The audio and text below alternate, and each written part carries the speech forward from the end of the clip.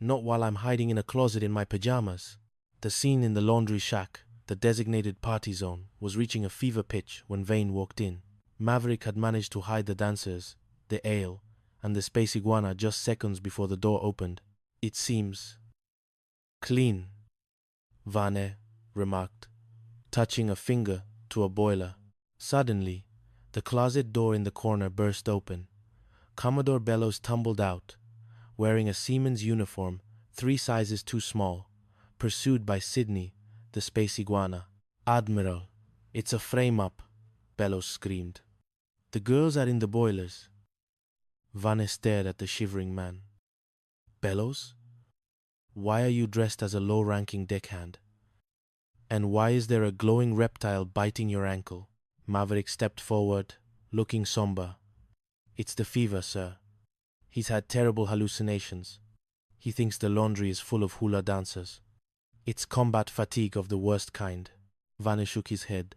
"Take him back to the med bay and get him a sedative, a strong one." Chapter 4. The Sultan of Sirius B. A few weeks later, the station was back to its usual level of semi-competent insanity. Bellows had been released from the medbay, though his hatred for Maverick had reached astronomical proportions. "Carver, I have a plan," Bellows said, nursing a glass of synthetic prune juice. "The Sultan of Sirius B is visiting Zion 9. He's bringing his 3 daughters. He is incredibly traditional. If so much as a strand of his daughter's hair is seen by a commoner, it's an interstellar incident." "And let me guess, sir," Carver said, "you want Maverick to be the escort?" "Exactly. I'll send Maverick and the 73 crew to pick them up from the Samora sector. Maverick is a rogue. He'll offend the Sultan within 5 minutes. I'll be waiting here to apologize for the unfortunate behavior of my subordinate." Maverick and his crew met the Sultan on a desolate moon. The Sultan, a man with a beard so long it required its own zip code, was accompanied by 3 veiled princesses. "Greetings, O exalted one," Maverick said, bowing. "Wowie, wow, wow," Percy exclaimed, catching a glimpse of the eldest princess's eyes. The Sultan's hand went to his ceremonial pulse dagger. "Who dares debase the dignity of the princesses of Sirius B?" Maverick quickly stepped in. "Forgive him, Your Highness. In our sector, Wowie Wow is an ancient chant of respect for royalty.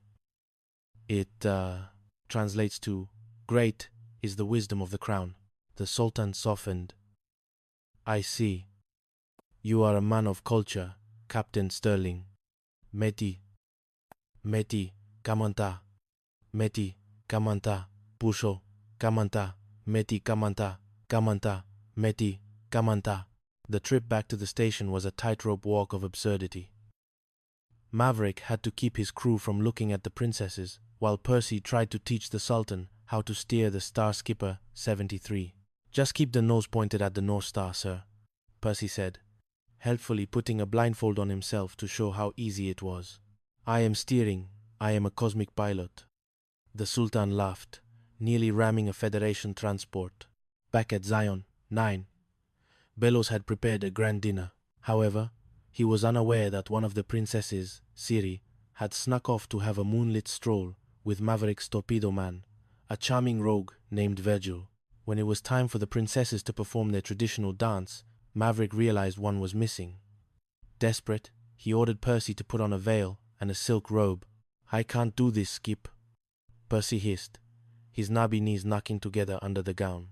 "Just wiggle, Percy. Wiggle for the Federation." The dance began. The 2 real princesses moved with grace. Percy moved like a man suffering from an acute electric shock. Bellows, suspicious as ever, leaned over. "That one. The one on the left. She has very hairy shins. For a princess. Do. It's a Siriusian tradition. Commodore," Maverick whispered.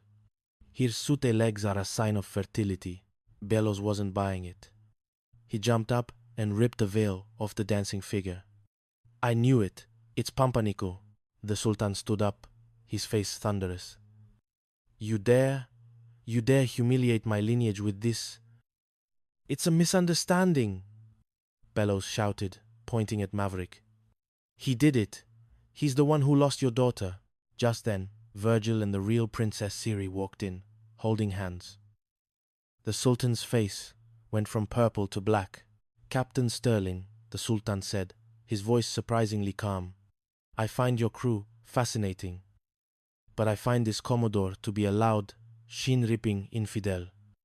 We are leaving, and I shall be writing a very strongly worded letter to the Galactic Council. Bellows collapsed into his chair. Why me? Why is it always me? Chapter 5. The Laughing Gas Incident. The pressure was mounting. Bellows had called for a fitness board to review Percy's service record, intent on getting the bumbling ensign kicked out of the Navy once and for all. He torpedoed the garbage scow. McHale, Bellows screamed. He said he thought it was a cloaked enemy sub. It was a pile of potato peels. It was very convincing camouflage, sir, Maverick argued. Maverick knew he had to do something.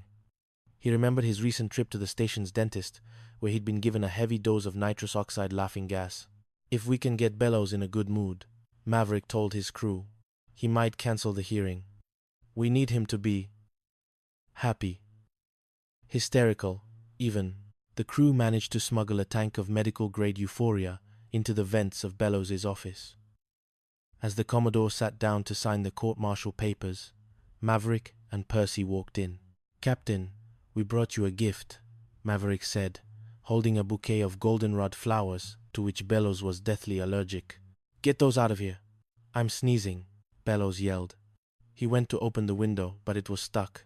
Breathe deeply, sir, Percy said, hiding the gas trigger behind his back. Fresh air is coming. As the gas filled the room, Bellows' scowl began to twitch. His lips curled upward. A small, high-pitched giggle escaped his throat. You know, Maverick, Bellows tittered. That potato peel sub. It really was. Tee-hee. Quite a shot.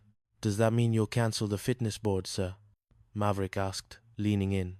Board? Who needs a board? Let's have a party. Chucky-wucky. Come in here. Executive Officer Carver walked in and was immediately hugged by his superior. Sir, are you well? I'm wonderful. You're a dummy, Carver. A big, bold dummy. Ha ha ha.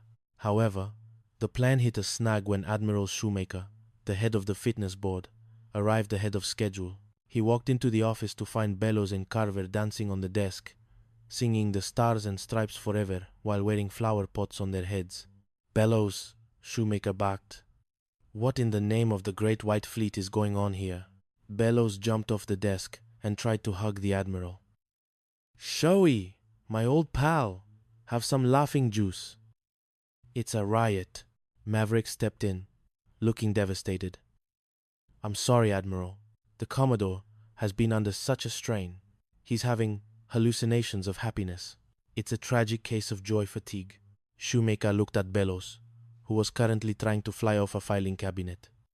This man is clearly unfit for command. But where is the defendant? Pumpernickel?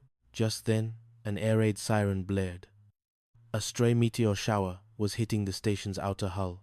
In the confusion, Percy grabbed a laser cannon and, while blinded by the gas leaking into the hallway, accidentally shot down a malfunctioning Federation drone that was drifting toward the fuel tanks. Look at that! Shoemaker exclaimed.